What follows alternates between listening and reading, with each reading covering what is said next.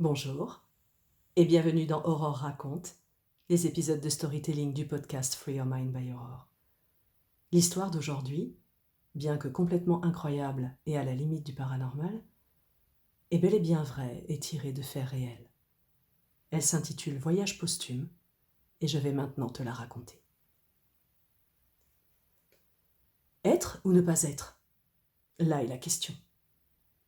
Nous sommes dans la dernière année du 19e siècle, en 1899 exactement. Nous sommes aux États-Unis, et là-bas on vit encore à l'heure des voitures à chevaux, des cols durs et des bottines à boutons. Ce soir-là, toute la troupe de la Shakespearean Company est inquiète. Edward Weston Mackenzie, l'acteur vedette de la troupe, se sent très mal. Le directeur confie au régisseur. Pendant le dernier acte, Edward n'a pas cessé de tousser et de cracher du sang. C'est très mauvais signe. Alors donc c'est vrai, il est phthisique? Phthisique est le mot que l'on emploie à l'époque pour dire tuberculeux. Le régisseur s'inquiète. Vous ne pensez pas qu'il va nous lâcher comme ça en pleine tournée? J'ai fait appeler un médecin de Galveston. Il est très pessimiste. Je crains le pire. Et effectivement, Edward Weston Mackenzie décline très rapidement. Son habilleuse, Mary-Ann, et sa partenaire principale, Philomena Parkson, sont auprès de lui. Philomena, malgré ses 50 ans bien sonnés, est encore vêtue de la robe blanche de la tendre et virginale Ophélie. Mackenzie n'a pas eu la force de quitter le pourpoint de velours noir d'Hamlet. Dans un souffle, il murmure. « Je voudrais tellement avoir le temps de revoir mon cher Ouskmagebi, ma terre canadienne, avant de mourir. » Du Texas au Canada, il y a loin, surtout pour une troupe de théâtre. Impossible de faire transporter le malheureux Mackenzie. Et que deviendra la troupe sans lui? C'est d'ailleurs un faux problème, car dans l'état où il se trouve, Mackenzie est bien incapable de lancer à nouveau le célèbre « être ou ne pas être ». « Patron, je crois qu'il est mort !»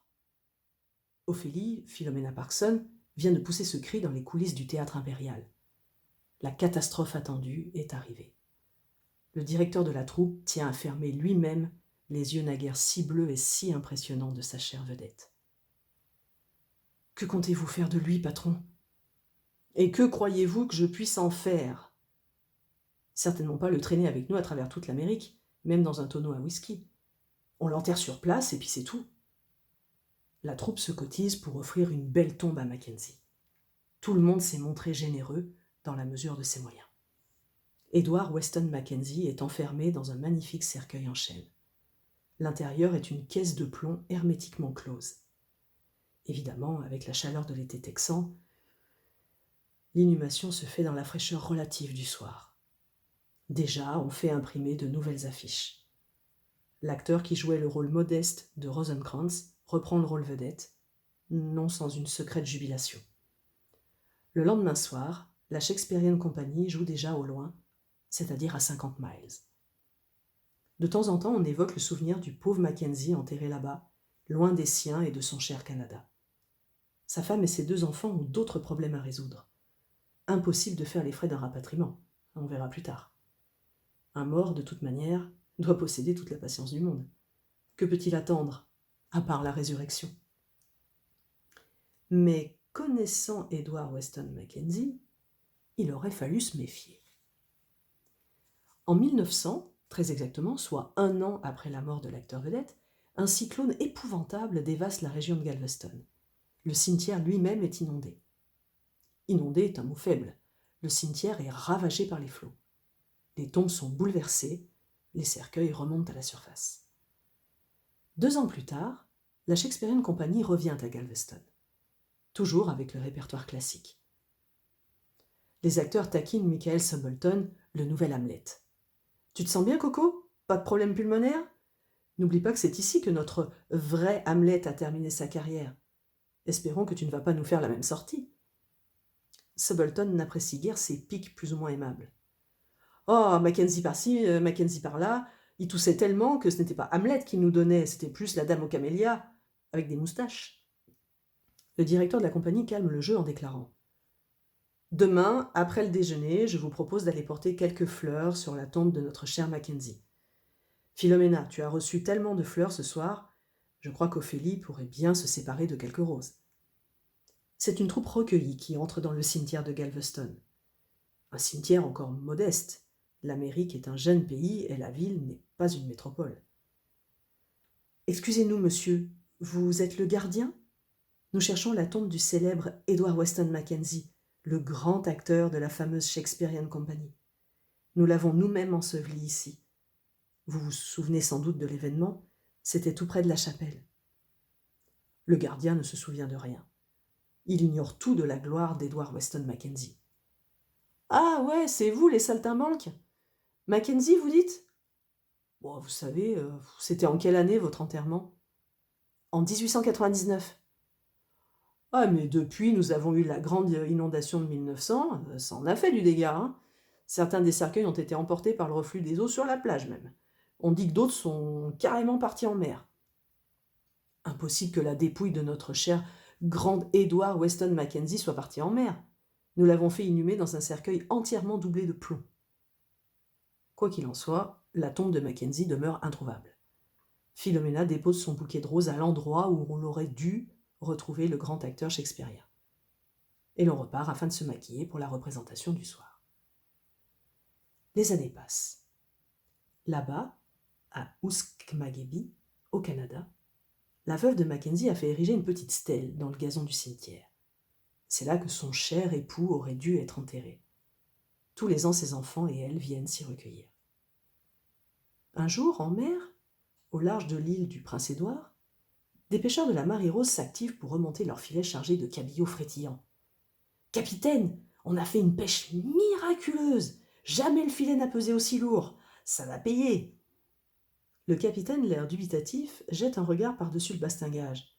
« Si ça se trouve, vous allez me remonter une charogne, un cachalot pourri ou quelque chose dans le même style. Allez-y, souquez, qu'on voit un peu ce que la chance nous apporte. » Effectivement, le filet ne remonte rien de bien comestible. « C'est une caisse en bois. Ça a l'air ancien. » Le mousse crie. « C'est peut-être un trésor. On dit que des pirates ont enfoui des caisses de pièces d'or sur la côte. » « La ferme, moussaillon. Tu parles d'un trésor ? Tu vois pas que c'est un cercueil ?» Du coup, tout l'équipage se tait. À part les marins qui souquent dur pour remonter le filet, tous les autres ôtent leur bonnet de laine. Certains font un signe de croix. Là, dans le filet, c'est bien un cercueil couvert d'algues et de coquillages qui apparaît au milieu d'un tas de poissons frétillants. Une fois le cercueil à bord du bateau, tout l'équipage se rassemble. Certains sont partisans de rejeter immédiatement à l'eau la sinistre découverte. D'autres veulent l'ouvrir, histoire de voir si, par hasard, il ne serait pas rempli d'or et de pierres précieuses. « Regardez, il y a une plaque gravée. Ce doit être le nom du mort. » On nettoie la plaque de cuivre verdi. Edward Weston Mackenzie, acteur, 1846-1899. Le capitaine déchiffre péniblement une citation gravée dans le métal. « Il y a plus de choses dans le ciel et sur la terre que n'en rêve notre philosophie. » Personne à bord ne sait qu'il s'agit d'une réplique du Hamlet de Shakespeare. En définitive, le capitaine décide que le cercueil ne sera pas ouvert. On ne doit pas déranger un mort. S'il a décidé de venir dans nos filets... Mais patron, s'il y avait un trésor dedans, la ferme. De toute manière, s'il y avait un trésor, c'est moi le maître à bord, et donc c'est moi qui le récupérerai. Bien évidemment, lorsque le chalutier arrive au port, la nouvelle se répand plus rapidement qu'une traînée de poudre. La Marée Rose rapporte un cercueil. Certains considèrent qu'il s'agit d'un mauvais présage. Mais l'étonnement est à son comble quand on apprend l'identité du mort. C'est Edward Weston Mackenzie. C'est lui. Pourquoi les habitants de ce port minuscule du Canada connaissent-ils le grand acteur shakespearien ? Tout simplement parce que le port d'attache de la Marée Rose n'est autre que Uskmagebi, le village même où Mackenzie est né. Quelle est la force qui l'a poussé à revenir ici ? Quel est le miracle qui a permis que son cercueil de plomb dérive à travers le golfe du Mexique, qu'il aille se perdre dans les courants du Gulf Stream, qu'il remonte toute la côte est des États-Unis et qu'il se manifeste enfin en s'accrochant dans les filets de la Marée Rose après avoir parcouru 7500 km en mer pendant 8 ans. comprenne qui pourra. Depuis 1908, Edward Weston Mackenzie repose enfin dans l'église même où il avait été baptisé 62 ans plus tôt. Voilà comment se termine notre histoire du jour. Merci d'avoir écouté Aurore raconte, les épisodes de storytelling du podcast Free Your Mind by Aurore. Et à très vite pour une autre histoire.